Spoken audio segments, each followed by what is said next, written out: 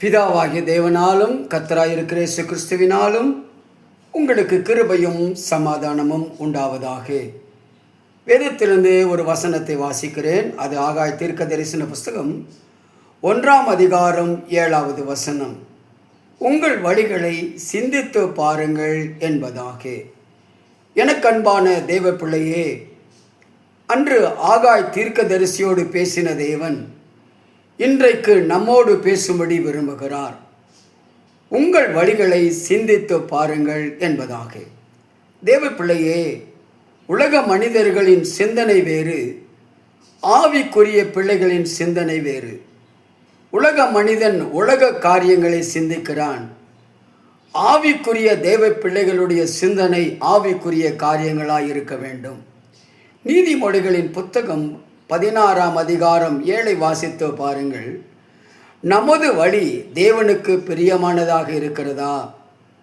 அன்றைக்கு ஆதாம் ஏவாள் சிந்திக்க தவறினார்கள். சாபத்தை பெற்று கொண்டதுமல்லாமல் தோட்டத்தை விட்டு துரத்தப்பட்டார்கள்.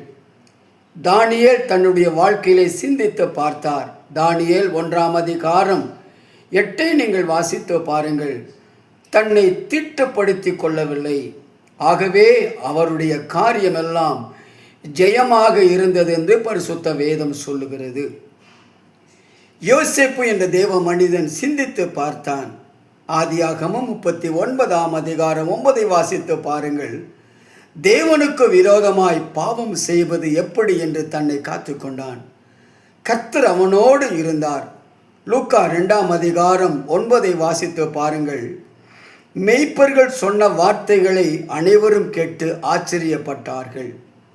ஆனால் மரியாளோ சிந்தித்து பார்த்தாள். ஆகவே பரிசுத்தமான ஒரு தேவகுமாரனை பெற்றெடுத்தாள்.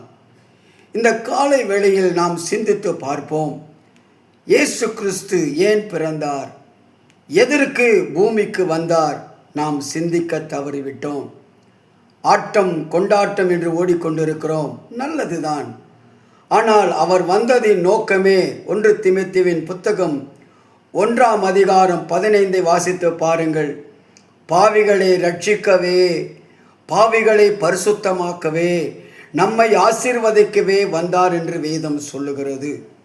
எனக்கன்பான தேவ ஜனமே, நீங்களும் நானும் அற்புதத்திற்காக படைக்கப்பட்டவர்கள். அதை பெற்றுக்கொள்ள வேண்டும் என்று சொன்னால் நாம் ரட்சிக்கப்பட வேண்டும்.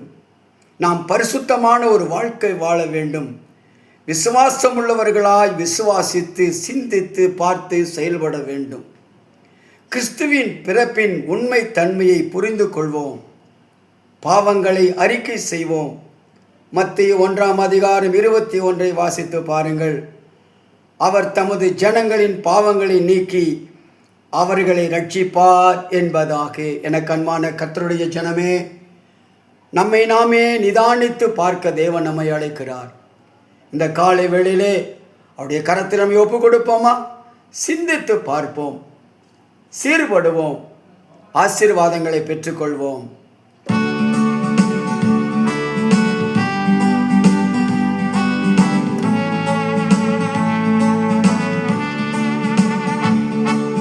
பலிபீடத்தில் என்னை பரனே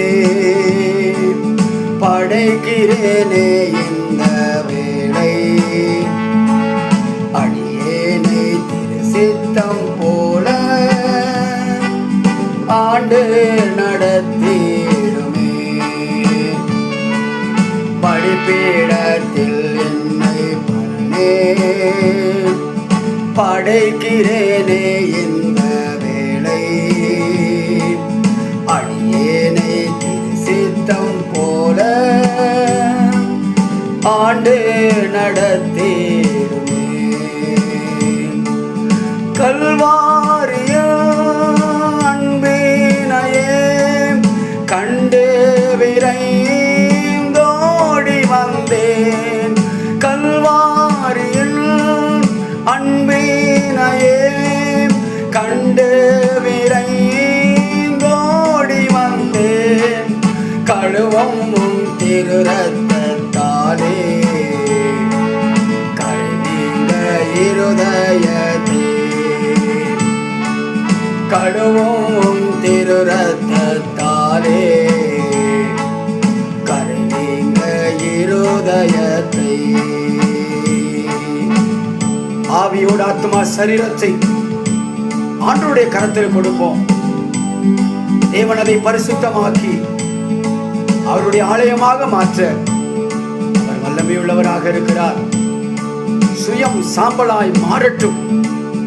பரிசுத்தாவியானவருடைய கரத்தில் நம்மை அர்ப்பணிப்போம். அவர் பரிசுத்தமாக்கி ஜெயமுள்ள ஒரு வாழ்க்கை வாழ ஆண்டவர் நமக்கு கிருபை தருவார். அல்லேலூயா. ஆவியோட ஆத்மா சரீரம் அன்பாரே உமக்கென்றும் தந்தே ஆலயமாக்கி இப்போ ஆசீர்வதித்த அருளும். சேர்ந்து சொல்லலாமா? ஆவியோட ஆத்மா சரீரம் அன்பாரே உமக்கென்றும் தந்தே ஆலயமாக்கி இப்போ ஆசீர்வதித்திடுமே. சேர்ந்து சொல்வோம். கல்வாரியா அன்பினையே கண்டு விரைந்தோடி வந்தேன். கல்வாரிய அன்பினையே கண்டு விரைந்தோடி வந்தேன். கழுவும் திரு ரத்தத்தாலே கரை நீங்க இருதயத்தை. கழுவும் திரு ரத்தத்தாலே கரை நீங்க இருதயத்தை. பொன்னையும் பொருளையும் வேன் மண்ணின் வாழ்வையும் வெறுத்தேன். மன்னவன் இயேசுவின் சாயல் இந்நிலத்தில் கண்ட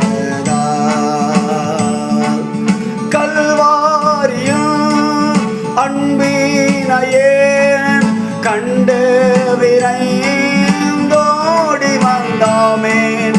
கல்வாரியும் அன்பினையே கண்டு விரைந்தோடி வந்தேன். கழுவும் திரு ரத்தம் ஆமென்.